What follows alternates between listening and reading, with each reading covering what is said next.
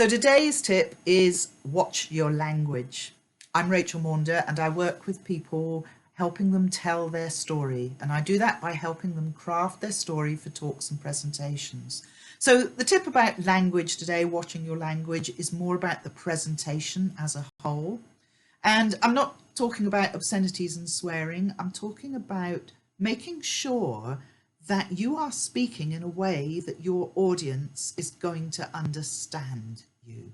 So whatever your particular area of expertise, basically the message is don't get carried away with the speak and the language that is relative to that profession, that area of your world, as it were. So if you are in the technical world, there are all sorts of technical terms, abbreviations and so on that anybody else in the technical world will understand.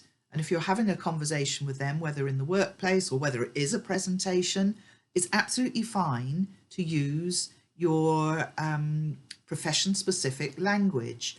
If, however, you are talking to a more general audience, where you might and are likely to have a few people that understand your world, but the majority probably don't, then absolutely make sure that you don't use too much of the technical language. It can be a bit of a fine line. You don't want to treat your audience as if they know nothing. So useful phrases can be things like "you might already know," but do avoid abbreviations. If you use them, follow up with what they mean, because you don't want to confuse your audience. I know for myself, I'm not technical, and if conversation starts to become too technical, I'm lost. I don't know what they're talking about. They may as well be talking in a language that I don't understand. But I think the place that gets overlooked is a little bit in the coaching and therapy world. There are all sorts of phrases that become almost everyday language. So they're not technical terms as such, but they're the things like breaking through your limiting beliefs. Well, who in an ordinary conversation that is not in that world of small business, coaching, therapy talks about limiting beliefs?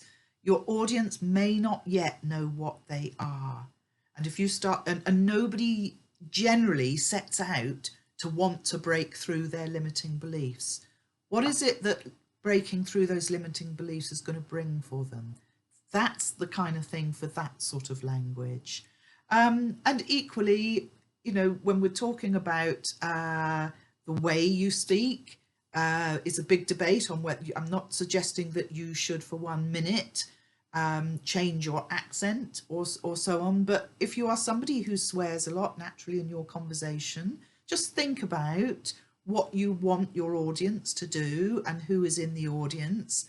Is it time to tame that a little bit or not? There's no right answer, and for different audiences and what you want them to do as a result will change that. And the same if you do have a strong regional accent, you know, maybe own that and say, you know, you're going to have to listen hard because I've got a strong Brummie accent or whatever it is. But just always thinking about who's in the audience. It's never about you when you're on that stage or speaking to people. So I hope that's useful, and do check out the other tips. And of course, if I can help you craft that story or with your presentation skills, let's have a conversation.